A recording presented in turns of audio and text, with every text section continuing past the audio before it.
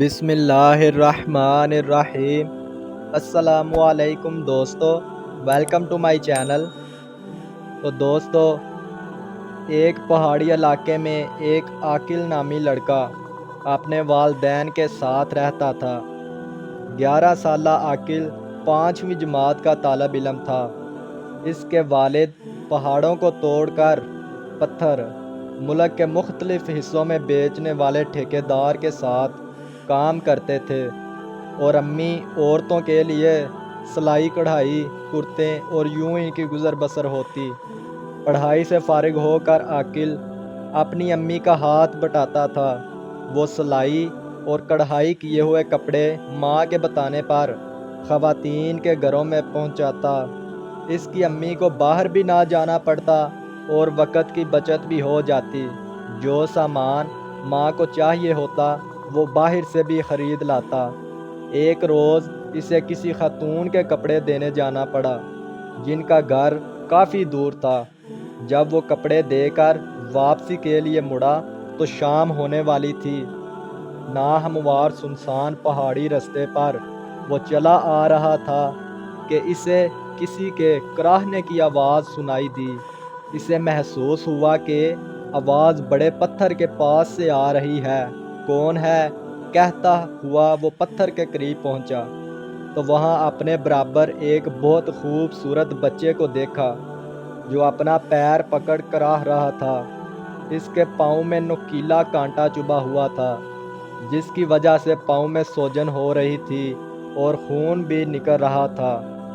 تم کون ہو؟ یہاں کیسے آئے؟ یہ کانٹا کیسے چبھا؟ اسے دیکھتے ہی عاقل نے حیرانی سے کئی سوال پوچھ ڈالے۔ بہت تکلیف ہو رہی ہے، کانٹا نکالنے کی ہمت بھی نہیں، کیا تم میری مدد کرو گے؟ بچے نے مدد مانگی تو وہ سر ہلاتے ہوئے اس کے پاس جا چکا۔ ارے وہ دیکھو کتنا خوبصورت پتھر ہے، عاقل نے ایک طرف اشارہ کرتے ہوئے کہا۔ جیسے ہی بچے نے ادھر دیکھا، عاقل نے جھٹ سے کانٹا نکال دیا۔ ارے کانٹا نکل گیا، میں ڈر رہا تھا کہ بہت تکلیف ہوگی، مگر تم نے تو کمال کر دیا، بچے نے خوشی سے کہا۔ عاقل مسکرایا اور اپنی کلائی پر لپیٹا رومال پھاڑ کر اس کے پاؤں میں پٹی بھی باندھ دی۔ بہت شکریہ دوست، میں تمہارا احسان مند رہوں گا۔ شام ڈل رہی ہے، اب ہمیں اپنے گھر جانا چاہیے۔ ٹھیک ہے، مگر تمہارا گھر کہاں ہے؟ تم نے اپنا نام بھی نہیں بتایا۔ میرا نام بنٹو ہے اور جنگل کے پاس ہمارا گھر ہے۔ بنٹو آہستگی سے اٹھ کھڑا ہوا اور ہاتھ ہلائے ہوئے مخالف سمت چلنے لگا۔ عاقل بھی تیزی سے اپنے گھر کی جانب چل پڑا۔ گھر پہنچا تو امی کو پریشان پایا۔ انہوں نے دیر سے آنے کی وجہ پوچھی تو عاقل نے سب سچ سچ بتا دیا، جس پر امی نے اسے بہت شاباشی دی۔ عاقل کے ابو رات میں تھکے ہارے گھر آئے تو پریشان بہت تھے۔ بیوی کے پوچھنے پر وہ بولے کہ ٹھیکیدار عام پتھر بیچنے کی آڑ میں غیر قانونی طور پر قیمتی پتھر اسمگلنگ کرتا تھا۔ وہ پکڑا گیا اور کام کا سلسلہ بند ہو گیا۔ اب پتہ نہیں گھر کا خرچ کیسے چلے گا۔ دن گزرتے گئے، سلائی کڑھائی سے کی گئی جمع پونجی ختم ہو چکی تھی۔ اس روز ان کے گھر راشن نہیں تھا اور اتنے پیسے بھی نہیں کہ کچھ خریدا جا سکے۔ عاقل کی امی نے اسے کڑھائی والا کرتا دیا کہ انہیں خاتون کے گھر دے آؤ، تاکہ جو پیسے ملیں اس سے کھانے کا بندوبست ہو سکے۔ جب وہ کپڑے پہنچا کر آ رہا تھا تو اسے بنٹو نظر آیا۔ دونوں دوست باتیں کرنے لگے۔ بنٹو نے پریشانی کی وجہ پوچھی، پھر اسے ایک سنہری تھالی دی کہ اسے اپنے پاس سنبھال کر رکھنا۔ جب کوئی مسئلہ ہو تو سچے دل سے دعا کرنا اور اس میں سے ایک بیج نکال کر زمین میں دبا دینا۔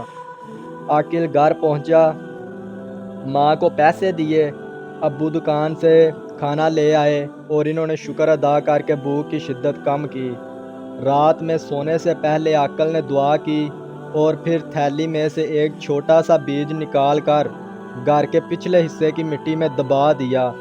اگلی صبح وہ دروازے پر تیز دستک سے جاگے۔ کون ہے؟ عاقل کے ابو نے پوچھا اور دروازے پر کھڑے اپنے ایک دوست کو دیکھ کر بہت خوش ہوئے۔ ایک بڑی کمپنی نے پہاڑوں کی کھدائی کا حکومت سے معاہدہ کیا ہے۔ وہاں کے لوگوں نے تمہاری ایمانداری سے متاثر ہو کر تمہیں انچارج بنانے کے لیے کمپنی کے نمائندے سے کہہ دیا ہے۔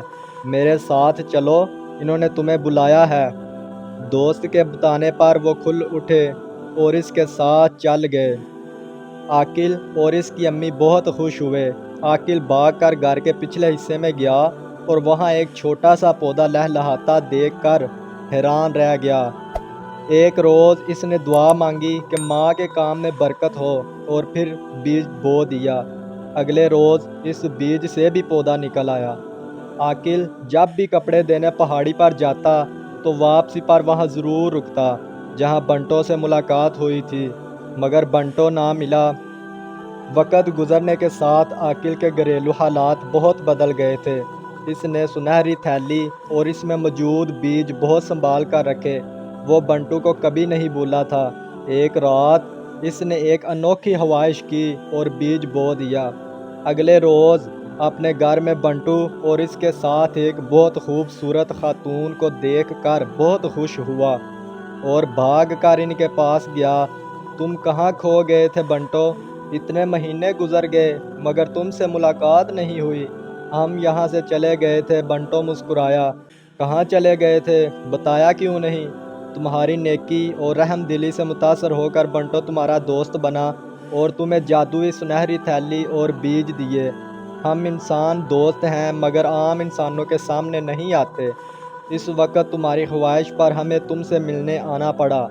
خاتون نے کہا یہ سب تو وہ سب چونکے۔ امی ٹھیک کہہ رہی ہے، تم محنتی، اچھے اور رحم دل انسان ہو۔ تم نے میری مدد کی اور میں نے تمہاری۔ اگر تم ایسی خواہش کرتے جو بری ہوتی تو پودا نہ اگتا اور نہ کبھی خواہش پوری ہوتی۔ تمہاری خواہش کا احترام کرتے ہوئے ہم تم سے ملنے پرستان سے آئے ہیں۔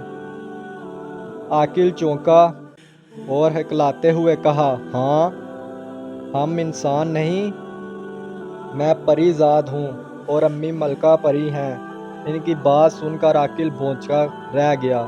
اب ہمیں جانا ہوگا۔ ہمیشہ اچھے کام کرنا، جھوٹ سے بچنا اور دوسروں کی مدد کرتے رہنا، ورنہ سنہری تھیلی اور بیج غائب ہو جائیں گے۔ اچھا دوست، خدا حافظ، بنٹو نے کہا اور ان کو دیکھتے ہی دیکھتے دونوں غائب ہو گئے۔ تو دوستو، یہ تھی ایک سنہری تھیلی کا واقعہ۔ امید کرتا ہوں یہ ویڈیو آپ کو بہت اچھی لگی ہوگی۔ اگر ویڈیو پسند آئی تو لائک کر دیں اور چینل کو سبسکرائب کر لیں۔ شکریہ۔ السلام علیکم ورحمۃ اللہ وبرکاتہ۔